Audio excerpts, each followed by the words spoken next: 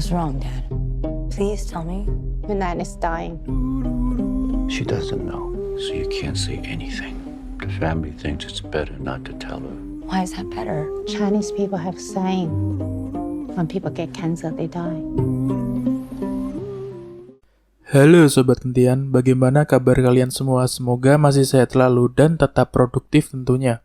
Berjumpa lagi dengan saya Lutfi yang akan membahas sebuah film tentang sang cucu yang ingin memberitahu neneknya bahwa dia memiliki penyakit kanker stadium 4 di dalam tubuhnya. Tapi dia dihalangi oleh sebuah kepercayaan keluarga besarnya bahwa dirinya tak boleh memberitahu sang nenek akan penyakitnya. Bagaimana cerita ini akan berakhir? Langsung kita simak saja alur cerita dari film Farewell ini. Tapi sebelum itu, saya ingatkan kembali untuk jangan lupa subscribe channel ini agar terus berkembang ke depannya, dan like jika kalian suka.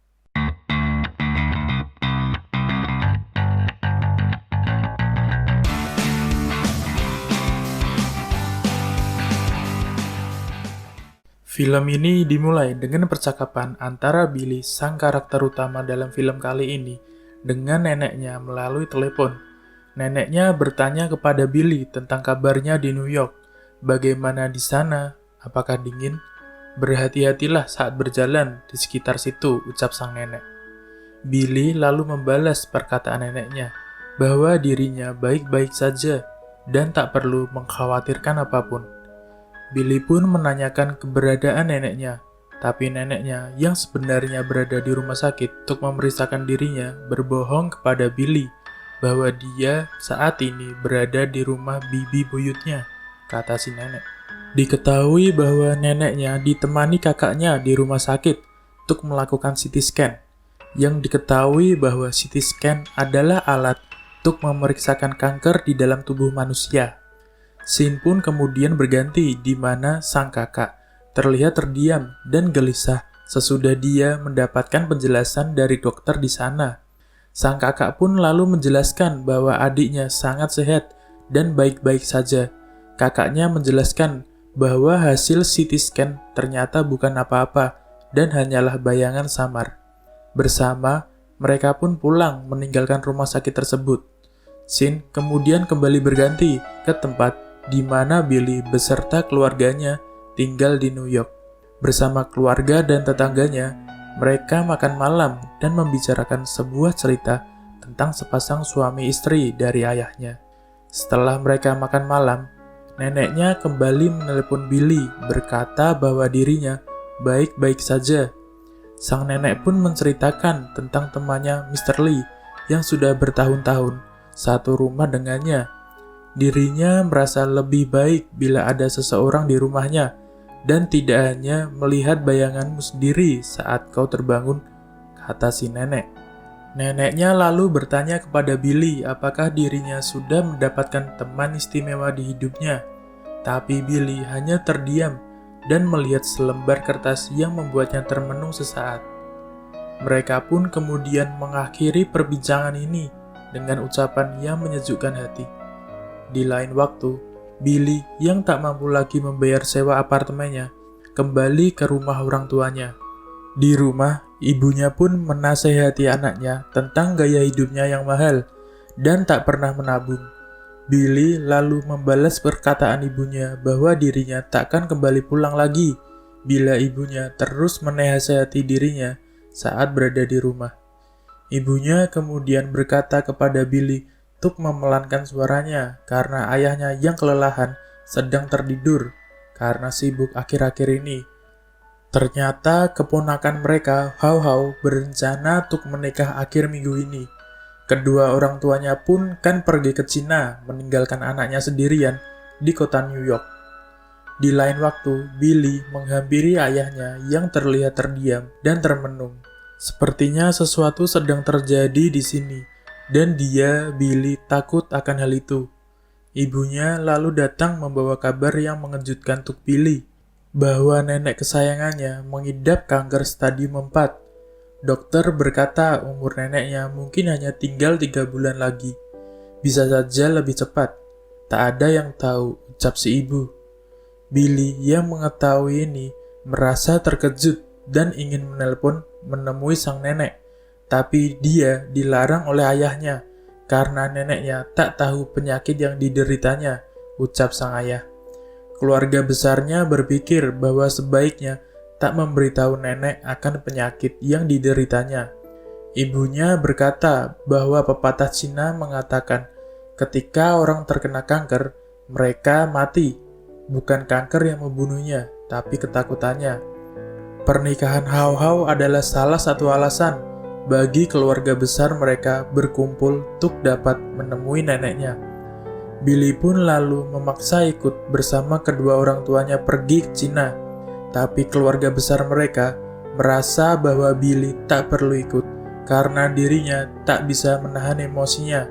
Jika dia ikut, neneknya kan segera tahu, ucap si ibu.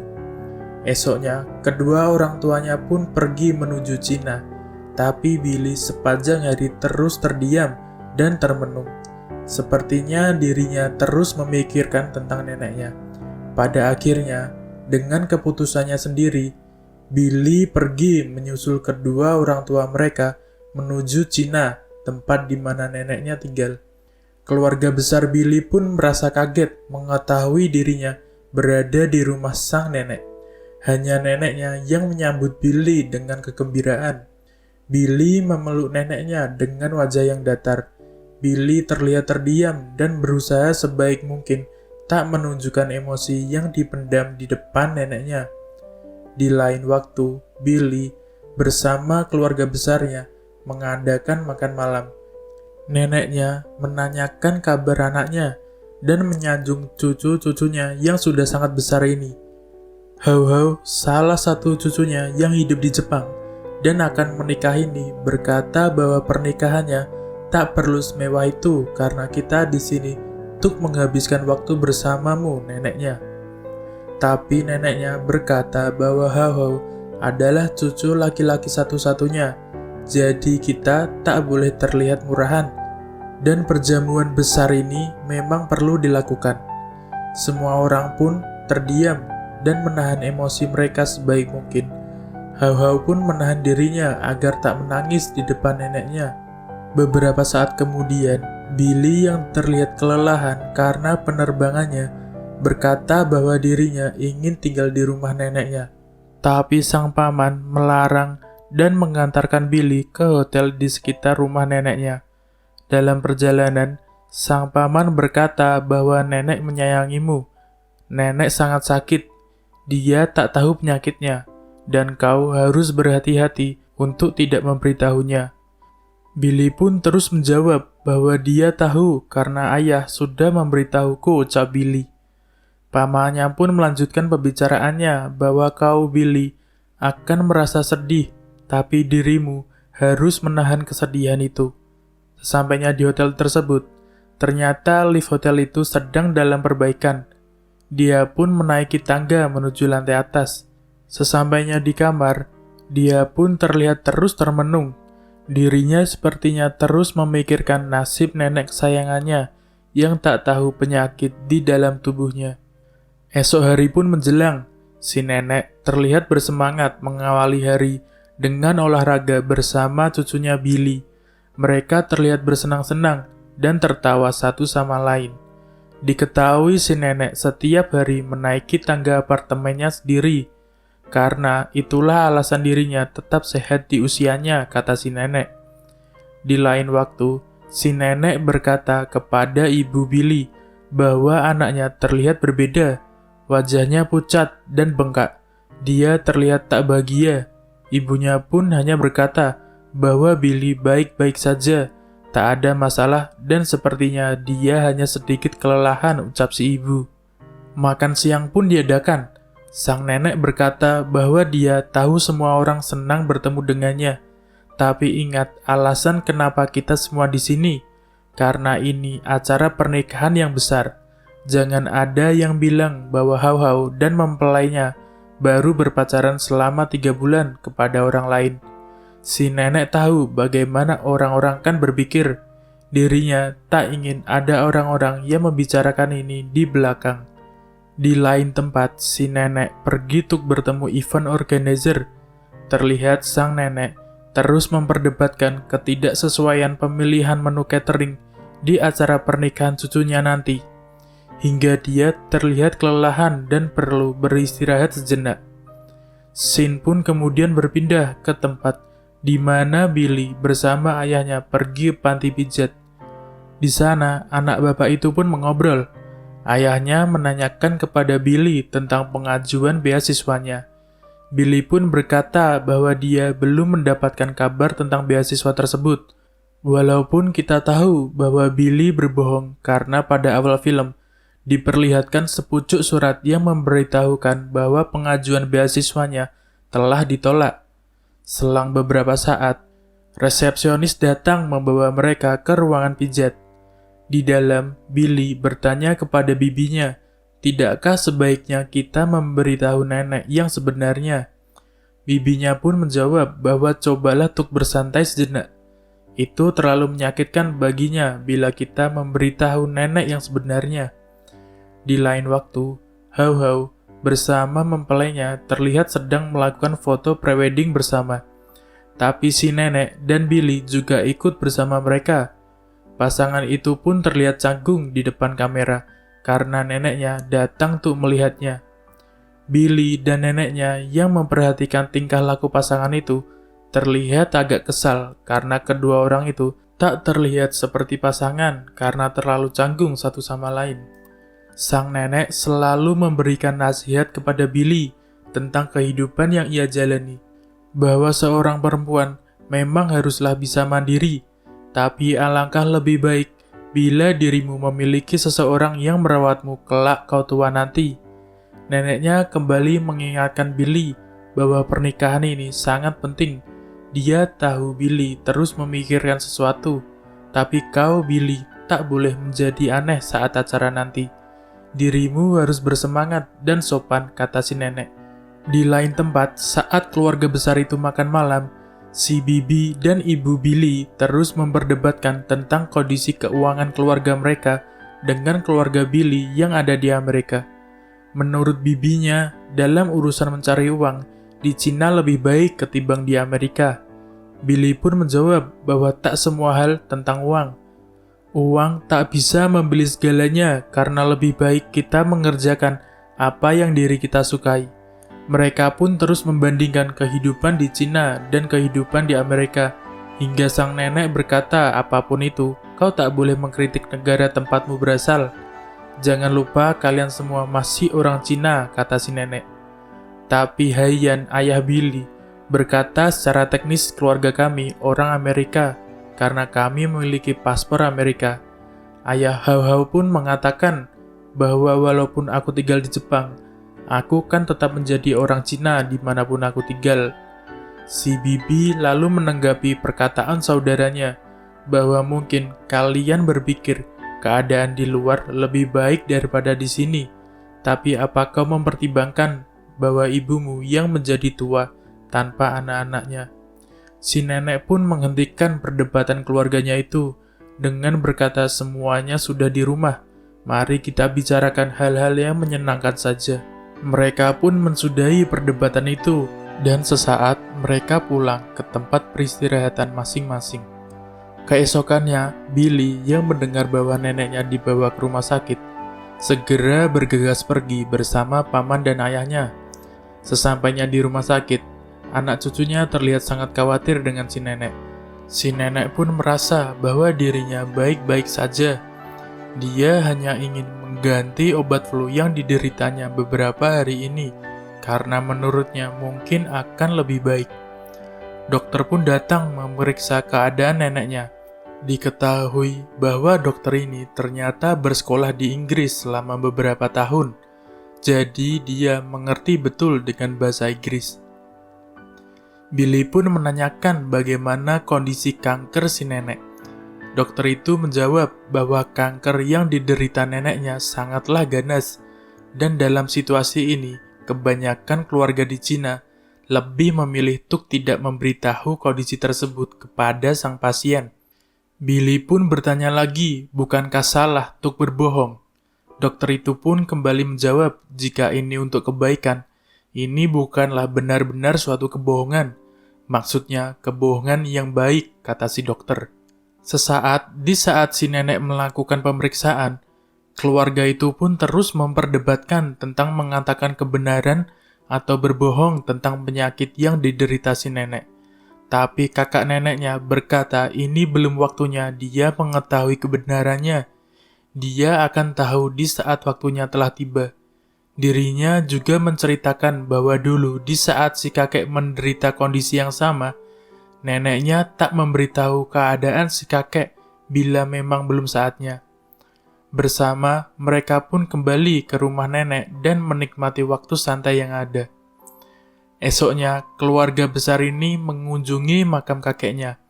Bersama, mereka memberikan persembahan dan membakar pakaian agar dapat dinikmati kakeknya di dunia sana. Dilanjutkan dengan berdoa untuk kelancaran pernikahan cucunya esok.